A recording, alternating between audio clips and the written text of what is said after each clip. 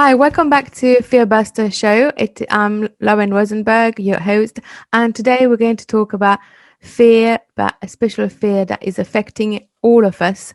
I am pretty sure there's not one person that hasn't actually affected fear of COVID-19, this big unexpected pandemic that we have to deal with. How is that affecting you and on your physical and mental health, and what can you do to help? And I have a special guest today, Dr. Sharon Raymond, who's going to talk about all the amazing initiatives that she wants to put in place, or she has to put in place, that is helping, and all the projects that you also have. But she's going to talk about it much more than that I know. But also we're going to talk about fear of COVID. How's that affecting you? Not having to go to the supermarket without putting a mask on, or having to follow instructions that are so not natural and normal. What is the norm? Having to adapt and having to learn how to be more resilient. So let's go and see how Dr. Raymond is dealing with COVID. I'm sure there's Hi, Dr. Sharon Raymond. Thank you very much for joining us. Hi, thank you for having me. So tell us about the impact on GPs and patients, and what do you think we can do to help, and as a person, and what do you think we should do? So, wow, that's a very wide question, isn't it? I know. So look, obviously, we're on this journey together with all the highs and the lows in terms of what COVID-19 has been for all of us. I think some people were affected much earlier on with the coronavirus 19. Some people had the condition early on and very tragically and sadly, suffered and perhaps lost loved ones. And it's been an extremely difficult time. So we're dealing not really just with the virus itself, but as you're alluding to, the whole context of how our life has changed and what people keep calling the new normal. We're a bit fed up of hearing the new normal. And it's a different kind of life while we're trying to limit the spread of COVID because of the terrible, complications and results that coronavirus can have. This new norm, it's sort of, I think it's probably people want to sort of label it something in order to sort of, because we're so used to our normal day-to-day life, and this big thing happened, and suddenly everything that we thought was normal has changed. So I think probably we want to talk we want to name it as this is the norm at the moment. But I think that one of the things that people need to remember is there's going to be an end to it. We're not going to be in it for, we don't know how many years, but there's always an end. And history is showing that pandemic, there's always an end and you always come out. There's always some. So, but at the moment, I think it's probably helping people to think, okay, this is the norm at the moment, in that sense, probably. What do you think? I think it's how you view normal, and it's how you day-to-day life. So I think, we've got a certain idea in our heads of what normal should be, but actually now it's a different kind of life. And actually there are some, I won't say necessarily positives, but there are some ways of us, being flexible and changing our way of life so that things can still be livable. And that's a process. Change is not a straightforward thing, and change takes time. And obviously it depends how resilient and robust we are. And some people, of course, who are isolated, who have experienced, loss as a result of this tragedy, the tragic tragedies in relation to the pandemic. Obviously, their levels of resilience are going to be lower, and it's going to be harder for them to change their way of life to suit what's happening now. So I think for some people, they don't want to accept that there should be a lockdown. They want to carry on living normally, going out. But I guess all of us would like to, in an ideal world, there's a lot of things that we would like, but unfortunately, I actually think that one of the thing that COVID is actually teaching us is that we're all in a way the same. We're all in it with the same, and we all have to deal with it. And we should, if we all make some changes all together, we wouldn't be, or I think we wouldn't be in it for too long, but because there's so many different areas. But the thing is, like you said, resilience is, I think it's really important now to teach children tools to be resilient, to be mentally healthy, strong, that whatever happens, whatever the world is sending you, whatever is happening, that you know that you have the tools to deal with your mental health. Yeah. And that is probably the future. We need to put some program in place, but not everybody has the tools to be resilient. And when you're talking about people unfortunately passing away, even the funerals are different. I mean, he would have thought that now there's a minimum of 30 people, but there was a time where no one could even go. Yeah, and it's very tragic. And even being next to the patient at the bedside, that in itself has changed. For the nurses, for the GPs, doctors, you don't even have the contact with a family member. So finding out the details of the person or having questions. I mean, everything. There's not one person on this planet who can't say COVID hasn't made me change something. Yeah, I think COVID has made us see life in a smaller way, in a way. So it's more about whether it's the family unit that we live with or the household, or if we're alone, thinking more about time alone and what we can do in that time because of the isolation, the curfews, the lockdown. And it's kind of pushing, I suppose, many people to look into themselves, to look at other ways of living. We hear so much about people, building things, making things, baking. So, trying to cope with this kind of new. There's a lot of silence. We don't have the big rock concerts. We don't have the big gatherings, the big weddings, the big funerals. There's much more aloneness. And for some people that can be very challenging. So just bringing it a little bit to a focus on kind of healthcare professionals. And there's been quite a lot of talk about the impact on healthcare professionals now coping with this second wave. So of course, in a time of pandemic, there are different stages in the way that a population, copes with the pressures of a pandemic. In the beginning, you're more enthusiastic, you make plans, you see that you want to help others and so on. But after a while... And it was a summer. So I think when it was sunshine, you could be in a garden more. It was... and the first lockdown, we were all together. There was one rule. No one was going out. And it was new, and like you say, it is something. It was new, but everybody was doing it. Now it's a second one, and the winter's coming up. And I think it's also that uncertainty of not knowing how long it's going to go on for. The clapping has stopped. At the beginning we had the weekly. Yeah, that's true. Yeah. So now the clapping has stopped. Everyone has to get on with their work. The risks are still there. The pressures are still there, and it's a sad time. There's a lot of healthcare professionals who have been traumatized by seeing the suffering of others, by their own suffering. We know that BAME in particular staff have been very profoundly affected by the coronavirus because of the increased kind of vulnerability to this virus. So there have been a lot of personal and collective tragedies. And so with that in mind, I mean, you spoke at the beginning about some of my initiatives. So at the beginning of this pandemic, I was being approached by quite a few colleagues, healthcare professionals, who were telling me that they don't have the protective gear. How can we get it? What can we do? And I did set up a foundation called COVID Crisis Rescue, along with some colleagues. And in particular, a gentleman called Alex Adams, who's no longer involved with the foundation, but we kind of initiated this foundation together. And started distributing in the region of about 60,000 items of PPE to not just within the NHS kind of setting, but also hospices, homeless shelters, women's refuges.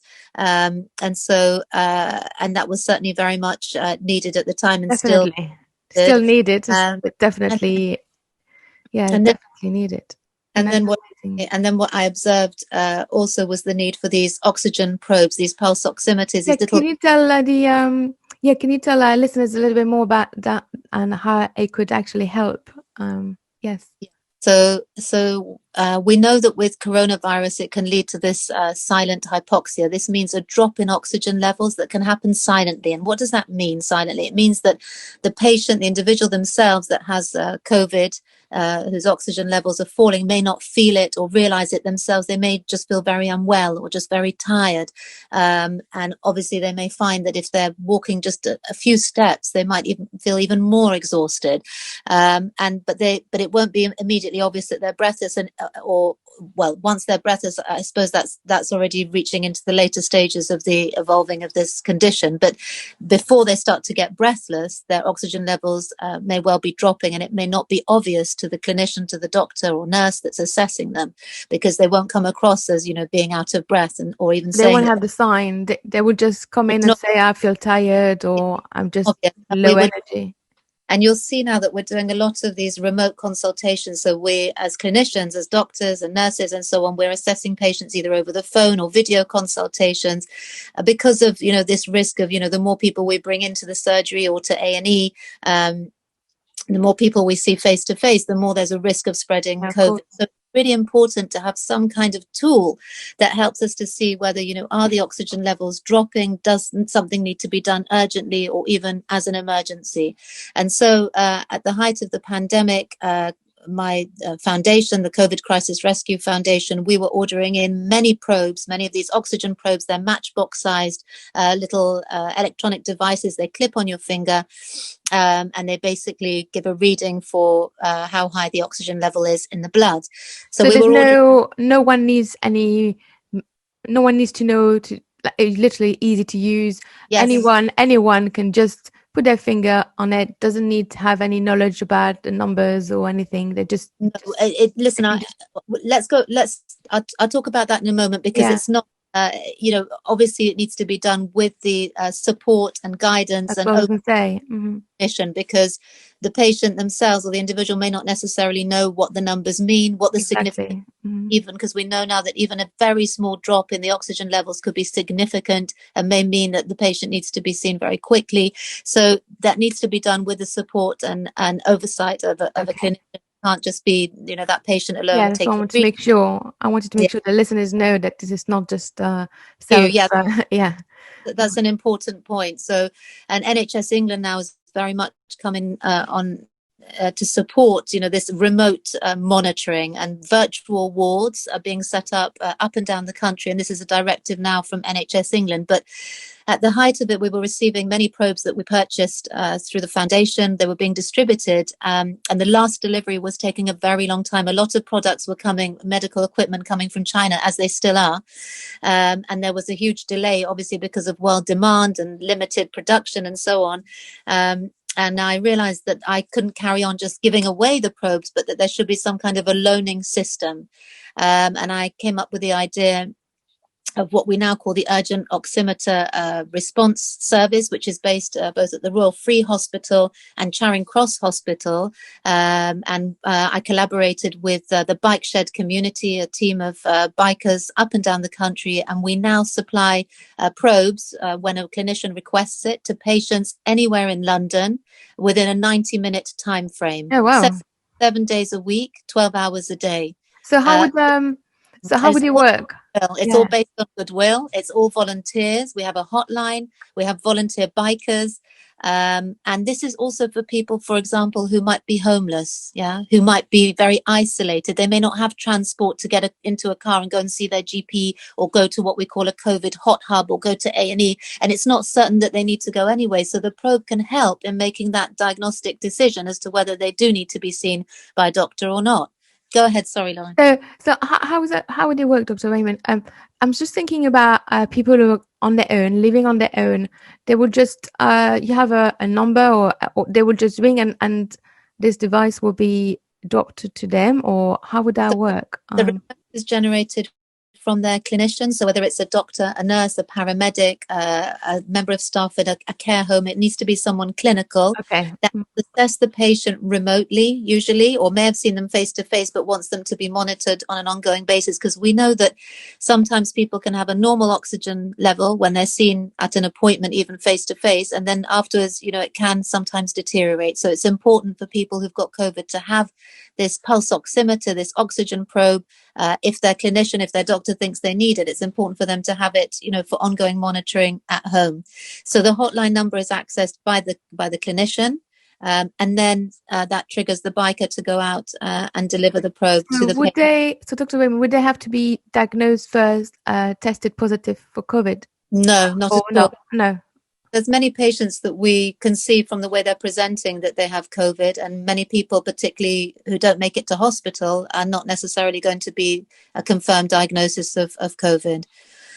You don't think that, so if anybody has symptoms, they don't actually need to be tested to confirm it, they just stay at home? We do want people to be tested. Oh, you do? Okay. That's part of it, but that's a separate element. So yes. the testing and then the tracing of people to make sure that it's not spread further, and that people who've been close contacts then self-isolate, obviously is a really critical part of limiting the spread of COVID. We don't want people to go, and that's also part of the logic in having this extra kind of way of monitoring people to see, is there a need, because it helps support that decision as to whether there's a need for the person who's self-isolating with suspected COVID to leave the house. Obviously, if they need to have a test, they will need to leave the house, but they don't necessarily need to be seen in healthcare or have a GP visit or whatever if their oxygen levels are stable. Obviously, it's part of a whole picture.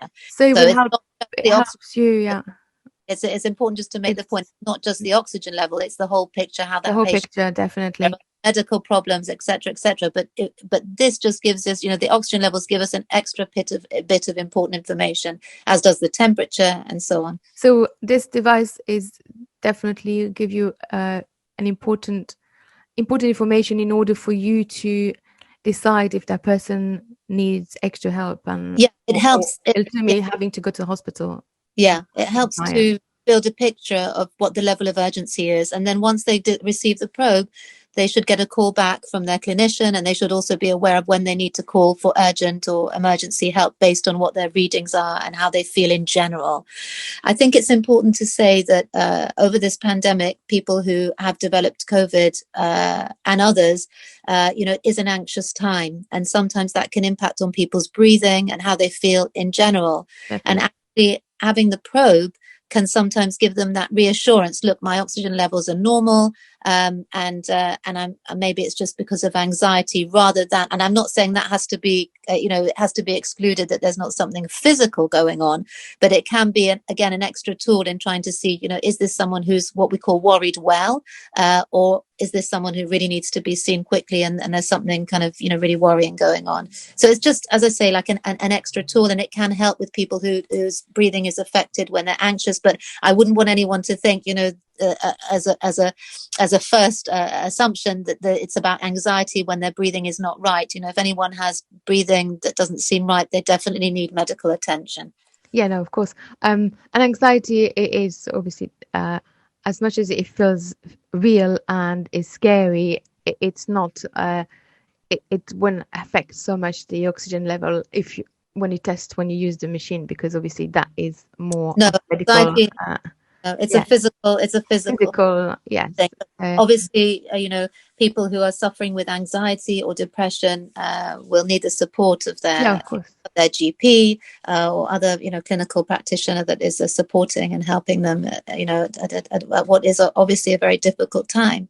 And just going back to clinicians, and in particular GPs, because it's obviously been a very difficult time for GPs and a time of huge change, because at the outset we saw that almost overnight consultations were shifted from being face-to-face at your GP surgery to suddenly being majority being remote, either by phone or video consultation. And that was a huge change in terms of the IT system and the knowledge and skills of people. And no time even to get training on this. It was same thing for teachers and any professional that had to suddenly switch. But for GPs, if you don't have the contact, and it's quite hard, I presume, because you can miss out on things if you don't actually see the person. So you really got to, so there must be other signs that you need to look at for compared to when you see the person. It's very difficult in all respects, to it's definitely a kind of an art and a skill to assess people when you're not with them in the room, when you're not with the patient in the room. I was going to say that Matt Hancock sort of got his dream because he's very into everything being digital,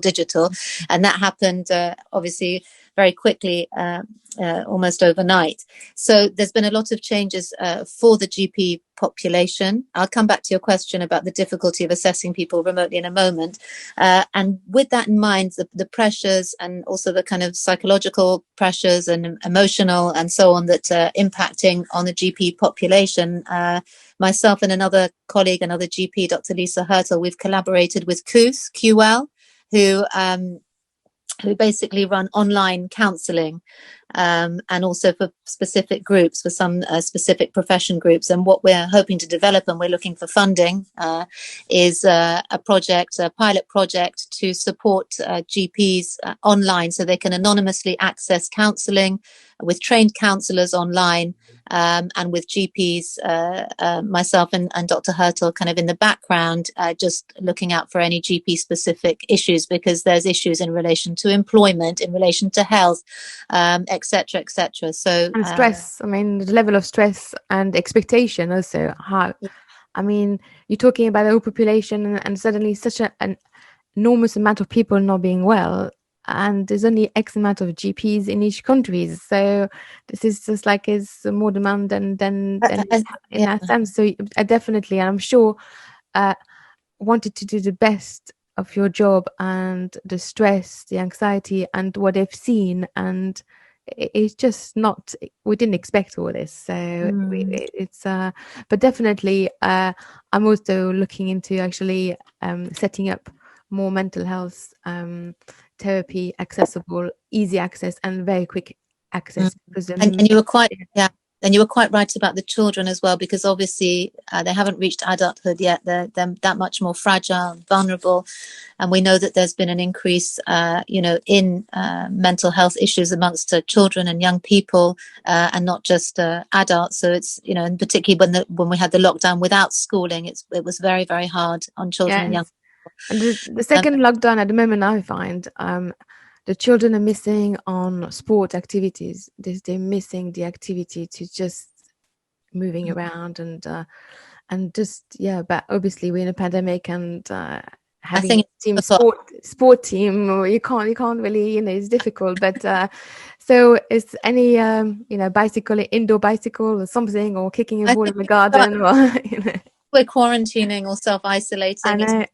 To go out for exercise, and certainly I think I was very pleased to hear that Joe Wicks, who does all these exercise sessions and talks about the importance of exercise for mental health, has been awarded, I think it's either an OBE or an MBE. Yes, definitely. Which is really well deserved. So it's really important that we think about, particularly those who are working at home, dividing up our day so that it's not one big kind of work event, that we have time for breaks, that we have time for exercise, for lunch, and so on. Because otherwise some people find themselves, from 8 a.m. in front of the computer, and then it's 10 p.m. and the whole day is gone. And I think it's actually learning about ourselves and learning about how much our body and our mind needs, and sort of putting things in place, mental health, like training your mind, looking at your body. And like you say, it's, if you're staying at home and you're working from home, you just need to sort of adjust and remember that you should stop, have some breaks, go out, go for a walk. And we're very lucky in this country. We still, even if it's lockdown, we can still go for walks. And turn your times.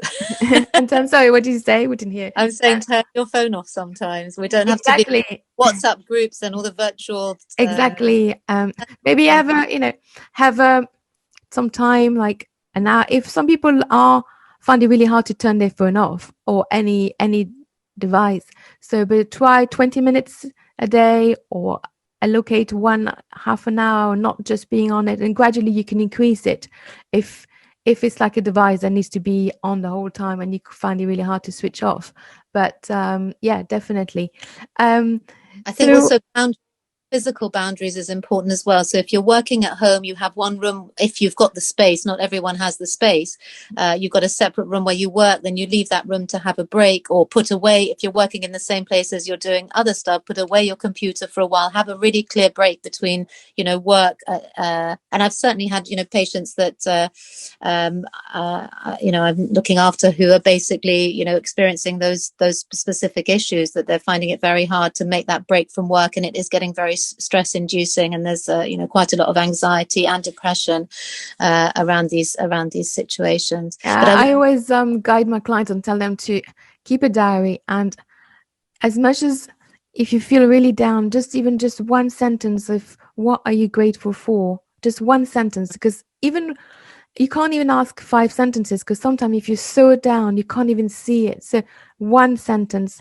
And talking about if you're really stuck in bed and you can't even get out of bed, I don't know if you know, but I always mention juggling therapy.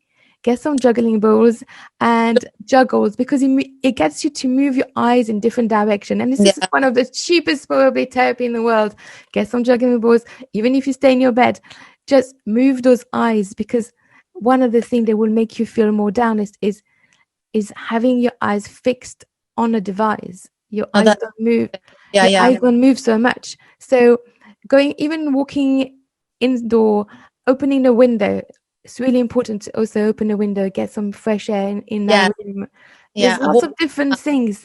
There's lots of little things that may look like nothing, but if you put everything together, and even if you write one sentence what you're grateful for the day, and you keep telling that sentence and repeat that sentence in your mind, that is the start. You may not see the result straight away, but this is a slow start. And then if you write another new sentence the following day, if you can do 2, 3, or 4 more sentences, great. But if you can't, just be kind to yourself. Just write one sentence.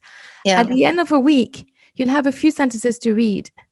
And just even that time of reading, in that time, you're not going to have any negative thoughts. You're going to be feeling more positive, because you're going to read things. You cannot have 2 emotions at the same time. So if you're grateful, and if you write a sentence of being grateful, you can't be angry and you can't be depressed. You can't be sad at the same time. So this is a way just to start a little bit to go back up. Simple, but very good technique. I think you spoke about juggling. For me, I engage in figurative juggling, not actual physical juggling, because I take on lots of tasks and activities. And I think what's important, if people are able to, is just to keep busy and to have structure to your day. So things that you're doing in your diary, whether it's helping someone else, whether it's work, whether it's a walk, so that gives a lot more structure and kind of shape to your day, because otherwise, if you are stuck at home, things can get very difficult. Definitely. And particularly people losing their job.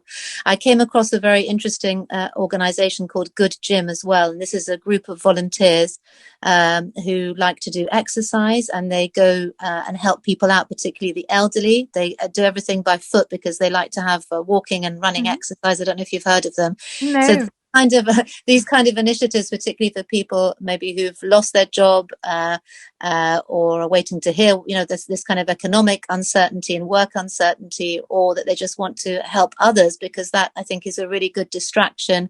Helping others is one of the things that, if you're feeling down, by helping somebody else, by giving your time and helping somebody else, it's actually helping you.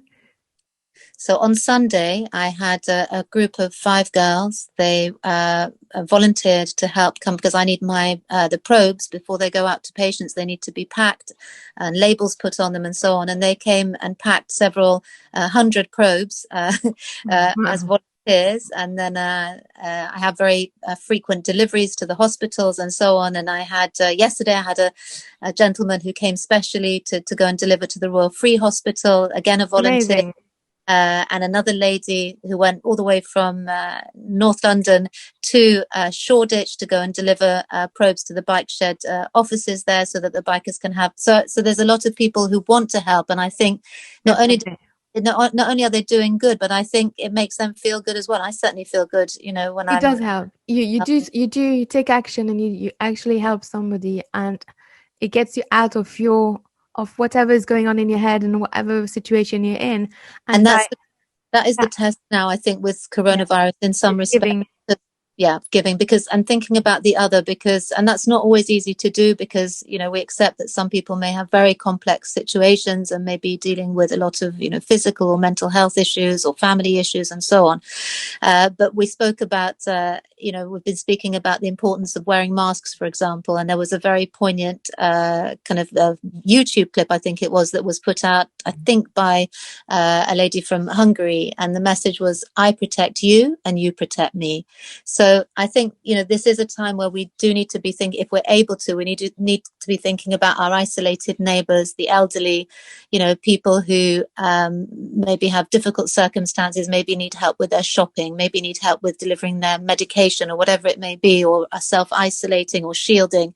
And that's I think that's the times that we're living in now, that we need to just see where we can help and how we can help each other. Definitely, Particularly, it's sorry. learning how to, we're helping us, but we're helping others, and it's really about giving and receiving, and knowing that, and looking after your neighbor, being aware who needs the help, that and yeah, wearing a mask, you're not doing it just because it said so. You're doing it because you're protecting yourself, but you're also protecting somebody else, because part of COVID symptoms is sometimes you can actually, from what I understand, you can carry it without symptoms, so we don't know. So it's important, and I know that some people may find it really hard to wear masks. They can come to me, I can clear the fear, and I've done it on air, and but it's no, you don't have to wear the mask the whole time, but it's just, or keeping the distance. It's all about protection, and protecting, we don't know if we're carrying it or not, and it's really protecting the other person. It's not if just we're able to wear a mask. yeah. Obviously, as you've kind of alluded to there, some people are not able to wear a mask for medical reasons, and that's obviously, it is what it is. And but for those people who are able to, it's just that kind of message that you may not be protecting yourself, but you will be protecting others in case what's known as a silent spreader, for example. I wanted to just make the point about, because you were talking about the difficulties in assessing, as a GP, assessing people remotely on the phone. Yes. Or by video consultation. And I think it's important to note that GP surgeries should all be open. There should be availability of appointments, remote appointments to start with. And we're also seeing patients face to face when we need to. There are a lot of safeguarding issues at the moment. Domestic abuse has gone up, children's safeguarding issues. There are vulnerable adults. And so it can be very hard to make those assessments remotely. And where it is harder, then, we will want to be seeing patients face to face within the surgery, depending on what the medical problem is. If it's a routine problem, obviously not for emergencies. But I think it's important for people to bear that in mind, that it should be business. It's not business as usual, but the surgeries.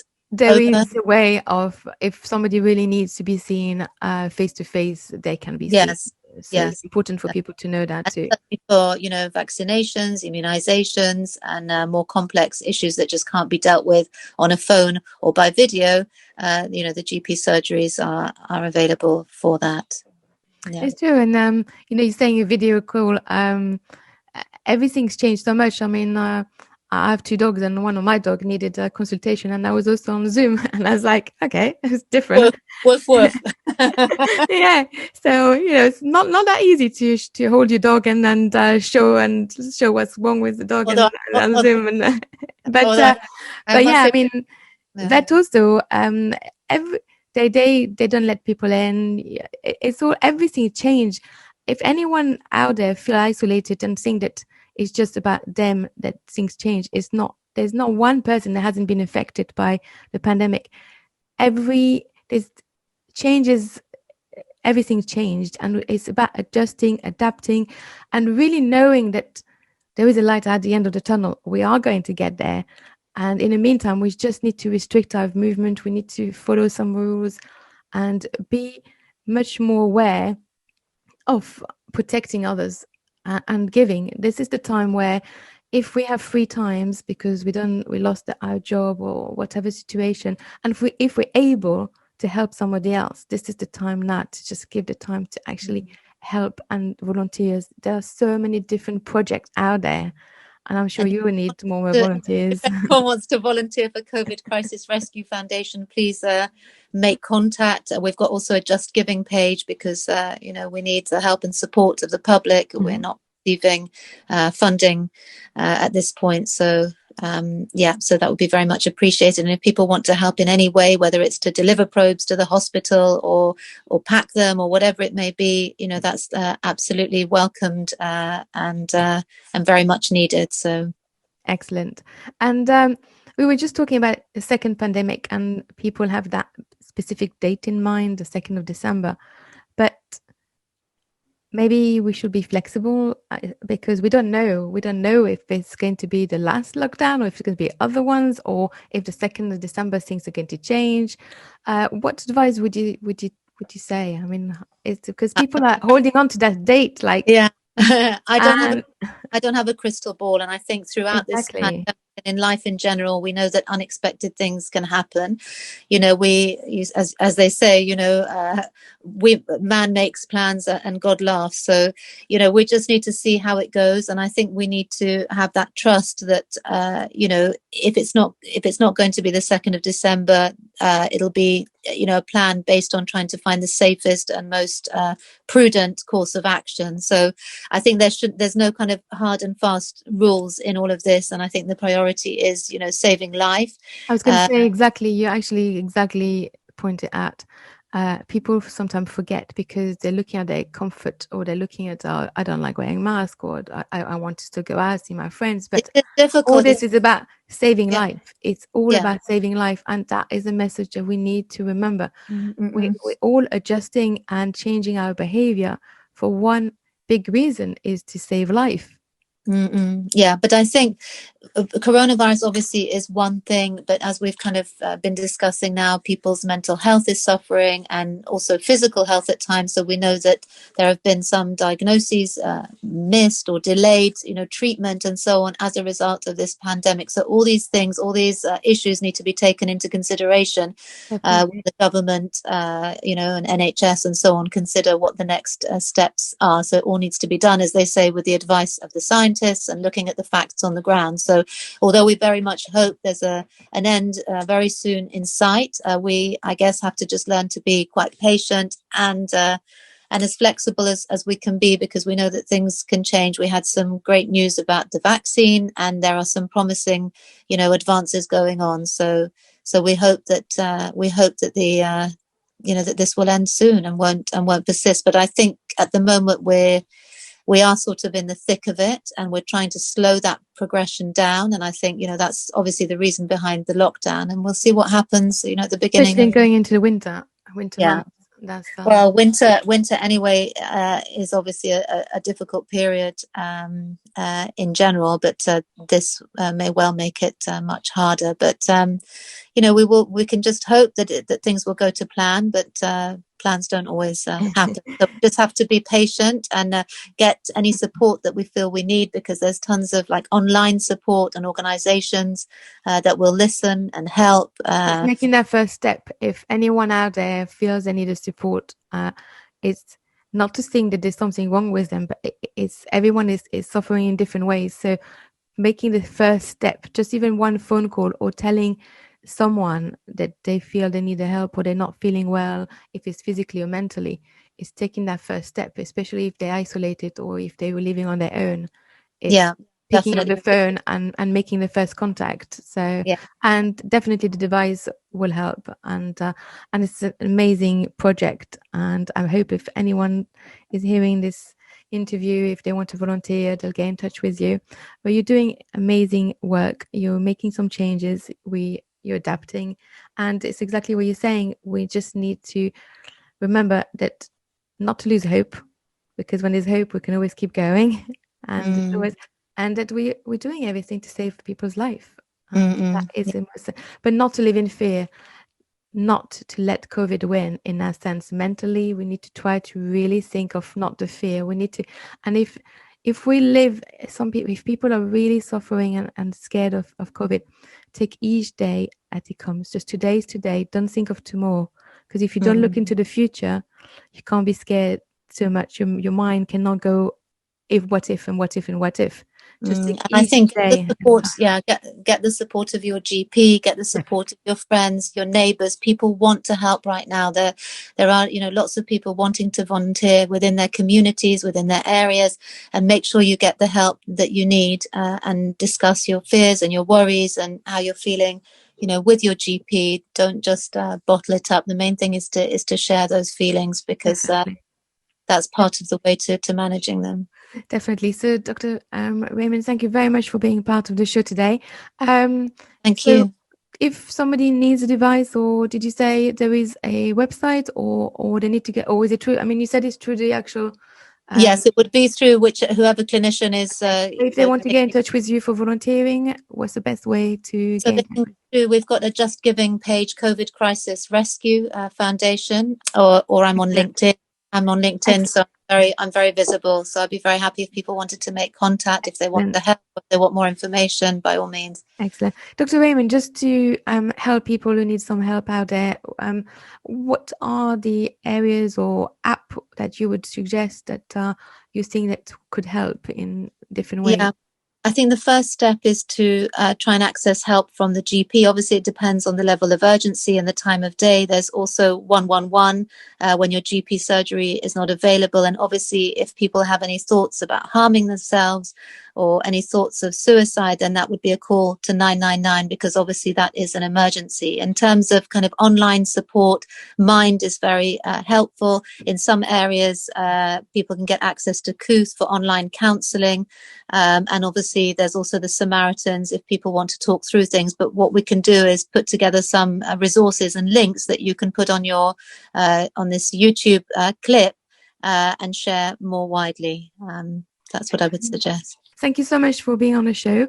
This is Lauren Rosenberg, Fear Buster, and looking forward to talking next week about another fear. Bye.